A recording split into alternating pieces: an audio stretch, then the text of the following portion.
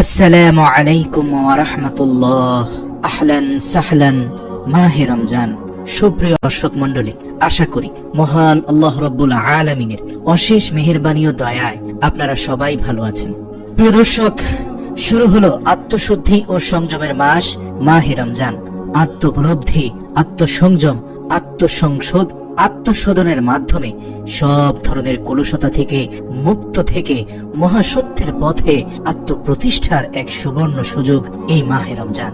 প্রিয় দর্শক, আমাদের কাছে অসংখ্য প্রশ্ন এসেছে পবিত্র মাহে রমজানের আমলগুলো নিয়ে। আজকে গুরুত্বপূর্ণ 5টি প্রশ্নের উত্তর দেওয়ার চেষ্টা করব ইনশাআল্লাহ, যা আমাদের প্রত্যেকেরই জানা খুবই জরুরি। 1. তারাবি না পড়লে রোজা হবে? আমাদের বেশ কয়েকজন ভাই এমন প্রশ্ন করেছেন। দ্বিতীয় প্রশ্নটি হলো, তারাবি 8 না 20 রাকাত? হোম কোয়ারেন্টাইনে থাকা অবস্থায় মসজিদে না গিয়ে তারাবি পড়লে তারাবির নামাজ আদায় হবে কি? 3 নম্বর প্রশ্ন, তারাবির নিয়ত কিভাবে করব? 4. তারাবি কোন সূরা দিয়ে পড়ব? 5. কখন ও কোন দোয়া পড়ব?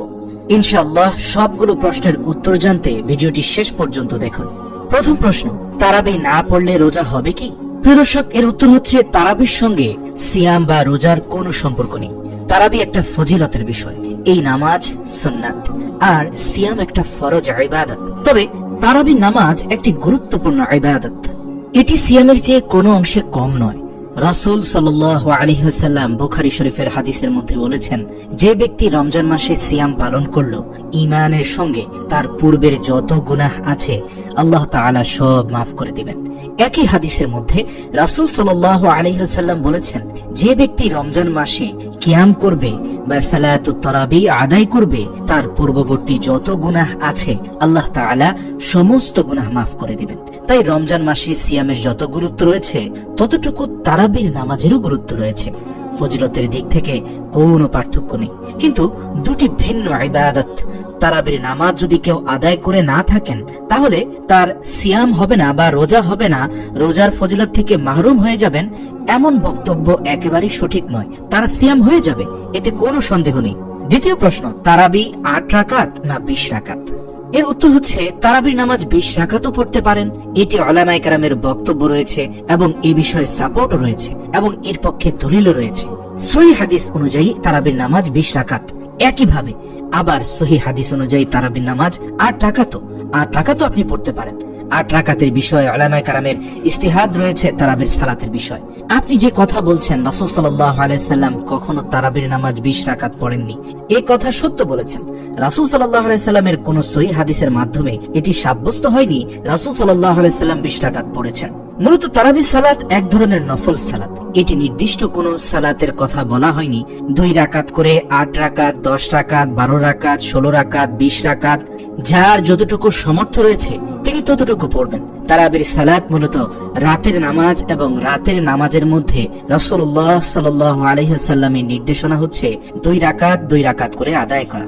কত রাকাত রাসূল সাল্লাল্লাহু আলাইহি ওয়াসাল্লাম তা নির্ধারণ করে যাননি। কেউ যদি 20 রাকাত পড়তে চান তাহলে পড়তে পারেন, আলহামদুলিল্লাহ।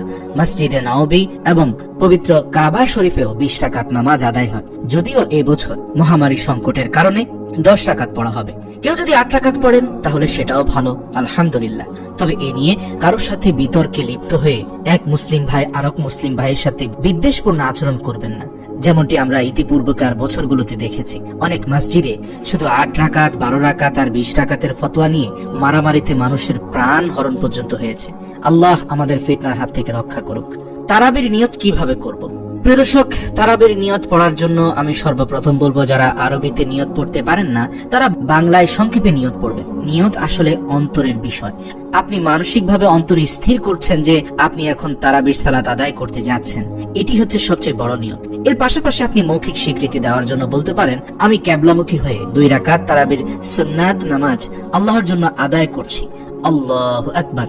আর যদি আরবিতে পড়তে চান সেটাও পড়তে পারেন। তবে আরবিতে আমরা যেভাবে পড়ে থাকি, যেমন নাওয়াইতু আন উসাল্লি লিল্লাহি তাআলা রাকাতাই সালাতিত তারাবি সুন্নাতু রাসূলুল্লাহি তাআলা মুতাওয়াজ্জিহান ইলা জিহাতিল কাবাতিশ শরীফাতি, আল্লাহু আকবার।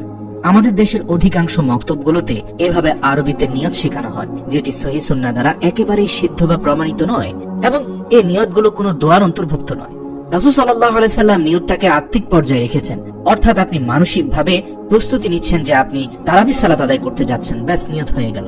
তারাবি কোন সূরা দিয়ে পড়বো? প্রিয় দর্শক, তারাবি সূরার ক্ষেত্রে আমি বলবো যে কোনো সুন্নাত নামাজ বা যে কোনো নফল নামাজ আপনি যেমনটি সূরা ফাতিহার সাথে ছোট বড় যে কোনো প্রকার সূরা অথবা কোন সূরার কমপক্ষে 3টি আয়াত মিলিয়ে আপনি পড়তে পারেন। ছোট হলে 3টি, বড় হলে 1টি আয়াতের মাধ্যমেও আপনি তারাবি সালাত আদায় করতে পারেন, এতে কোনো বাধা নেই। এবং পবিত্র কোরআনের যে কোনো সূরা দিয়ে আপনি তারাবির নামাজ পড়তে পারবেন। প্রিয় দর্শক, সর্বশেষ প্রশ্নটি হচ্ছে তারাবির নামাজে পড়া বিশেষ দোয়াগুলো। নিঃসন্দেহে তারাবির নামাজে পড়া বিশেষ দোয়াগুলো অত্যন্ত গুরুত্বপূর্ণ এবং মহিমান্বিত। তারাবির নামাজে 4 রাকাত পর পর যে দোয়াগুলো আমরা পড়ি, যেমন 4 রাকাত পর পর যে দোয়াটি পড়ি সুবহানাল মুলকি ওয়াল মালাকুতি সুবহানাল ইজ্জাতি ওয়াল আজমাতি ওয়াল হাইবাতি ওয়াল কুদরাতি ওয়াল কিবরিয়াই ওয়াল জাবারুত সুবহানাল মালিকিল হাইয়্যিল্লাযী লা ইয়ানামু ওয়া লা ইয়ামুতু আবাদান আবাদা সুবহান কুদ্দুসুন রাব্বুনা রাব্বুল মালাইকাতি ওয়ার রূহ।